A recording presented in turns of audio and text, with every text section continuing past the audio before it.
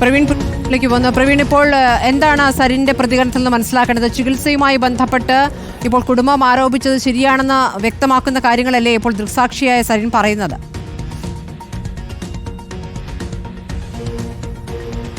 സ്മൃതി, ഈ ഒരു സംഭവവുമായി ബന്ധപ്പെട്ട് പ്രധാനപ്പെട്ട ചില ആളുകളുടെ മൊഴികൾ പോലീസിന് ലഭിച്ചിട്ടുണ്ട്. അതിൽ ഏറ്റവും പ്രധാനപ്പെട്ടത് ഒന്ന് ഈ കോളേജിലെ പ്രിൻസിപ്പൽ, മറ്റൊന്ന് ക്ലാസ് ടീച്ചർ, പിന്നീടുള്ളത് മറ്റ് ഈ ആശുപത്രിയിൽ ഉണ്ടായിരുന്ന ആളുകൾ. ഇവരുടെയൊക്കെ മൊഴി ഏതായാലും പോലീസ് രേഖപ്പെടുത്തിയിട്ടുണ്ട്. ഈ അപകടം എപ്പോഴാണ് സംഭവിച്ചത് എന്നുള്ളതിൽ ആണ് ഇപ്പോൾ വൈരുദ്ധ്യമായിട്ടുള്ള പ്രതികരണങ്ങൾ വന്നുകൊണ്ടിരിക്കുന്നത്. അതായത് ഈ പോലീസിൻ്റെ മൊഴിയെടുക്കൽ നടന്ന ദിവസം ക്ലാസ് ടീച്ചർ സബിത പറഞ്ഞത് 4:30നും 4:45 ഈ ഒരു അപകടം സംഭവിച്ചു എന്ന് മറ്റു കുട്ടികൾ തന്നെ വിളിച്ചു പറഞ്ഞു എന്നുള്ളതായിരുന്നു.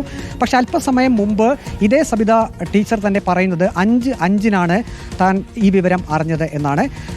മറ്റൊന്ന്, ഈ അപകടം സംഭവിച്ചത് സംബന്ധിച്ച് ഹോസ്റ്റലിലുള്ളവരും പല സമയങ്ങളാണ് ഇതിനോടകം പറയുന്നത്. ഈ ഒരു സമയത്താണ് അന്ന് ഈ ആശുപത്രിയിൽ, പത്തനംതിട്ട ജനറൽ ആശുപത്രിയുടെ കാഷ്വാലിറ്റിയിൽ ഉണ്ടായിരുന്ന സരിൻ എന്നയാളുടെ പ്രതികരണത്തിൻ്റെ പ്രാധാന്യം എന്നുള്ളത്. സരിൻ അന്ന് അദ്ദേഹത്തിൻ്റെ സഹോദരൻ്റെ ചികിത്സാർത്ഥമാണ് ഈ പത്തനംതിട്ട ജനറൽ ആശുപത്രി കാഷ്വാലിറ്റിയിൽ ഉണ്ടായിരുന്നത്. അമ്മുവിനെ നേരിട്ട് യാതൊരു പരിചയവും ഈ സരിനില്ല. അദ്ദേഹം കണ്ട കാര്യങ്ങളാണ് റിപ്പോർട്ടർ ടിവിയോട് പ്രതികരിച്ചത്. അതായത് ഹോസ്റ്റൽ കെട്ടിടത്തിൽ നിന്നും അമ്മു താഴേക്ക് വീഴുന്നു.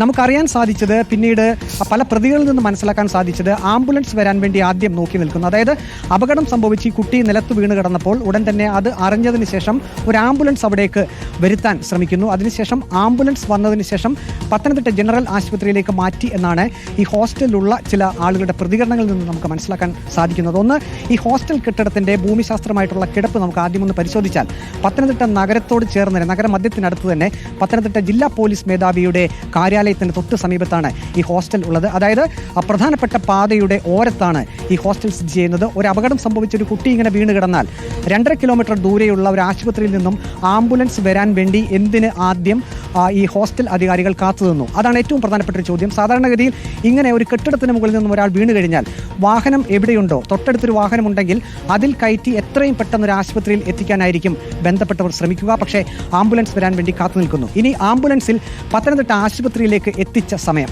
അതായത് ഈ സരിൻ എന്ന ആളുടെ ബൈറ്റ് പ്രകാരം, അദ്ദേഹം റിപ്പോർട്ടർ ടിവിയോട് പറഞ്ഞത് പ്രകാരം 5:30ക്ക് ശേഷമാണ് ഈ ആശുപത്രിയിലേക്ക് അമ്മുവിനെയും കൊണ്ട് ആളുകൾ എത്തിയത് എന്നാണ്.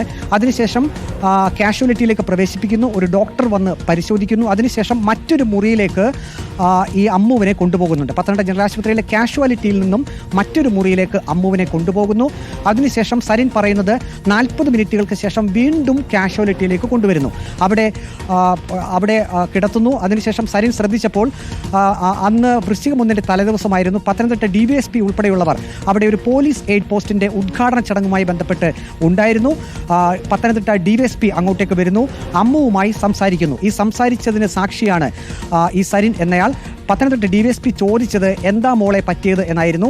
ആ കിടപ്പിൽ കിടന്നുകൊണ്ട് അമ്മു മറുപടി നൽകിയത് എനിക്കൊന്നും അറിയില്ല. ഇങ്ങനെ 2 പ്രാവശ്യം പറഞ്ഞു എന്നാണ് സരിൻ പറയുന്നത്. അതിനുശേഷം കാല് വല്ലാതെ വേദനിക്കുന്നു എന്ന് പറഞ്ഞ് ആ കുട്ടി പൊളയുന്നുണ്ടായിരുന്നു. ഇങ്ങനെയുള്ള കാര്യങ്ങളൊക്കെ സരിൻ പറയുന്നു. അതായത് ഒന്നും അറിയില്ല എന്നാണ് പോലീസിനോട് പറഞ്ഞതെന്ന് സരിൻ കൃത്യമായും കേൾക്കുന്നുണ്ട്. അതായത് ഈ ആദ്യത്തെ പരിശോധനയ്ക്ക് ശേഷം മറ്റൊരു മുറിയിലേക്ക് കൊണ്ടുപോയതിന് ശേഷം 40 മിനിറ്റിന് ശേഷം കാഷ്വാലിറ്റിയിലേക്ക് കൊണ്ടുവരുന്നു.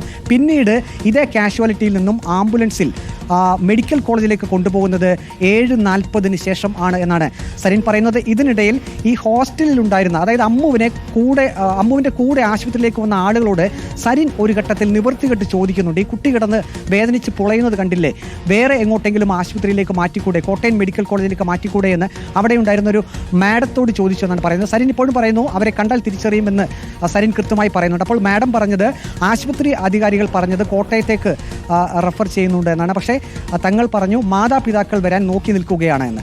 അതിൽ ഏറ്റവും പ്രധാനപ്പെട്ടത്, മാതാപിതാക്കളുള്ളത് തിരുവനന്തപുരത്താണ്. തിരുവനന്തപുരത്ത് നിന്നും ഒരു വാഹനത്തിൽ കയറി പത്തനംതിട്ട ജനറൽ ആശുപത്രിയിലേക്ക് എത്തണമെങ്കിൽ മിനിമം 2.5 മണിക്കൂറെങ്കിലും എടുക്കും.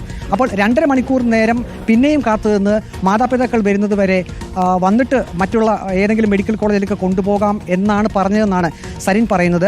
പിന്നീട് കോട്ടയം മെഡിക്കൽ കോളേജിലേക്കാണെങ്കിൽ തന്നെ സരിൻ ഒരു കാര്യം കൂടി ആ മേഡത്തിൻ്റെ അടുത്ത് പറയുന്നുണ്ട്. അതായത് നിങ്ങൾ കോട്ടയം മെഡിക്കൽ കോളേജിൽ കുട്ടി എത്രയും പെട്ടെന്ന് കൊണ്ടുപോകൂ, മാതാപിതാക്കളെ വിളിച്ച് തിരുവനന്തപുരത്ത് നിന്നും കോട്ടയം ആശുപത്രിയിലേക്ക് ചെല്ലാൻ പറയൂ.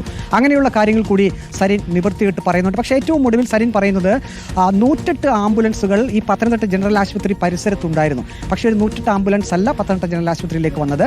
മറ്റ് പുറത്തുനിന്ന് നോക്കിയാൽ ആധുനിക സൗകര്യങ്ങളുള്ള ഒരു ആംബുലൻസ് ആണെന്ന് തോന്നുമെന്നാണ് പറഞ്ഞത്. അതിനുശേഷം ഈ ആംബുലൻസിലാണ് തിരുവനന്തപുരത്തേക്ക് കൊണ്ടുപോയത് എന്നാണ് സരിൻ പറയുന്നത്. ഏതായാലും ഇനിയിപ്പോൾ പോലീസ് അന്വേഷണം തുടരുന്ന സാഹചര്യത്തിൽ ഈ കുട്ടി എപ്പോൾ കെട്ടിടത്തിന്റെ മുകളിൽ നിന്ന് വീണു, പരസ്പര വിരുദ്ധമായിട്ടുള്ള സമയങ്ങൾ മൊഴിയിൽ നിന്ന് നമുക്ക് മനസ്സിലാക്കാൻ കഴിയുന്നു. അതിന്റെ കൃത്യസമയം കണ്ടെത്തേണ്ടതുണ്ട്. ശരി പ്രവീൺ.